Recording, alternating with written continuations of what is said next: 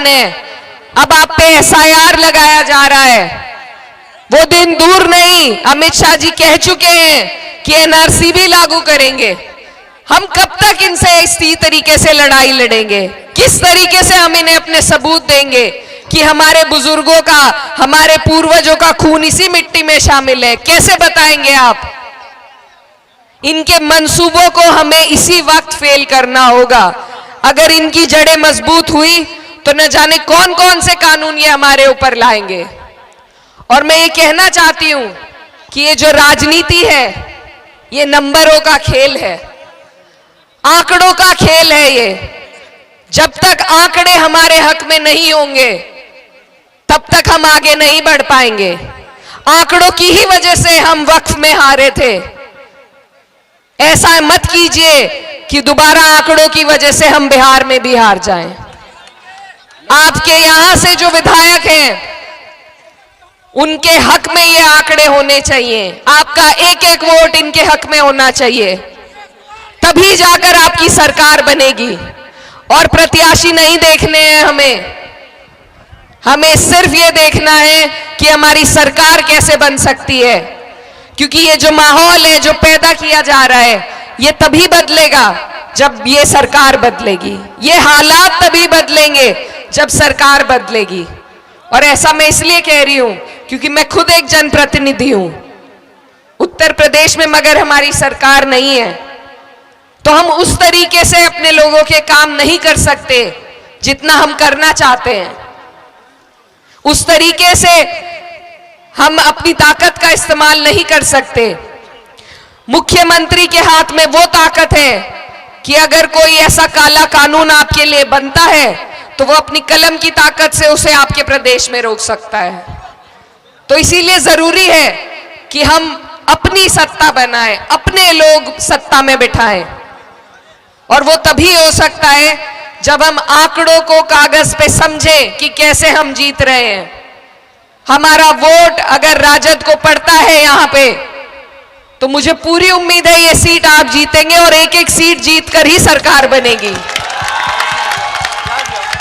तो आपसे मेरी ये गुजारिश है कि ये जो हमारे देश की खूबसूरती है, हमारे देश का जो संविधान है, जो हमें वोट का अधिकार दे रहा है, जो हमें इस देश में सर उठा के जीने का अधिकार दे रहा है, उसकी लड़ाई अगर आप लड़ रहे हैं तो इस चुनाव के माध्यम से लड़ रहे हैं। और उस लड़ाई को आपको और हमें जीतना है। जीतेंगे या नहीं?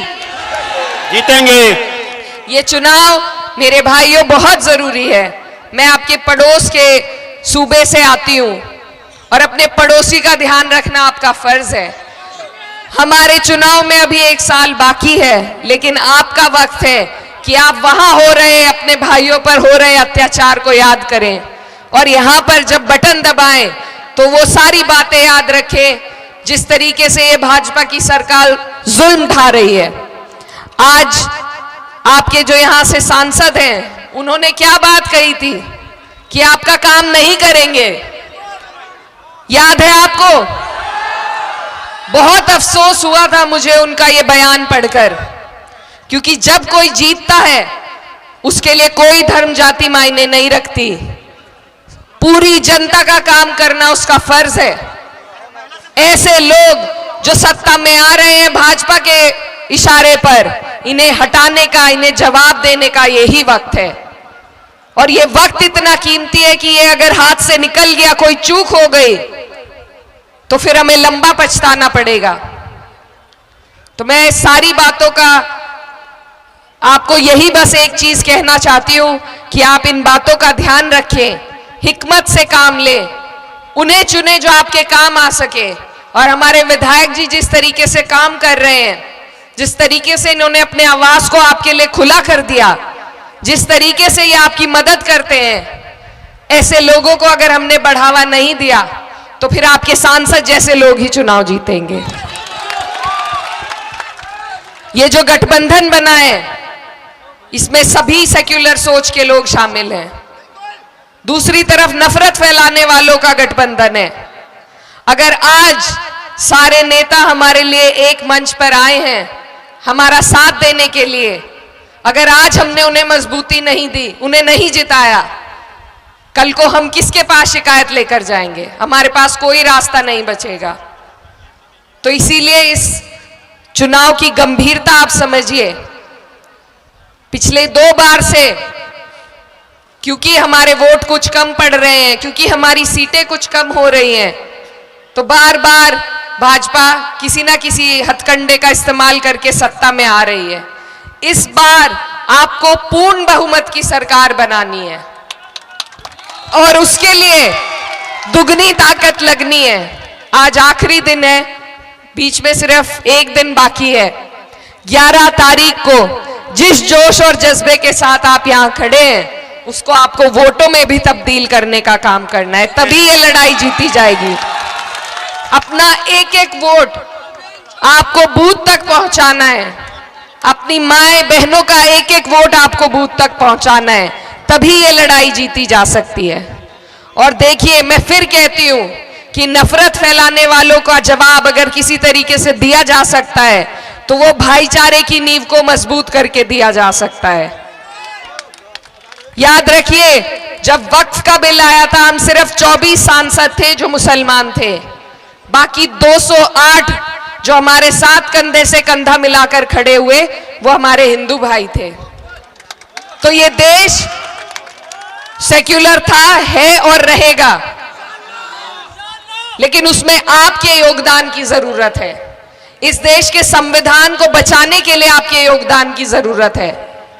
भाजपा बदलना चाहती है, लेकिन अगर हर सूबे में हम उसे हराएंगे तो वो कुछ नहीं कर पाएगी।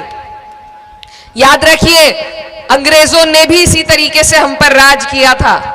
उन्होंने भी हिंदू को मुस्लिम से लड़ाकर हम पर राज किया था, लेकिन जब इस देश के लोगों ने ठान ली और एकजुट हुए, तो हमने यहां से अंग्रेजों को भगा दिया था। ये नए दौर के अंग्रेज हैं भाजपा वाले, इनको भी इसी तरीके से हराया जा सकता है। जब हिंदू और मुस्लिम अपना हाथ जोड़ ले, तो कोई ताकत नहीं जो भाजपा को सत्ता पे बिठा सकेगी।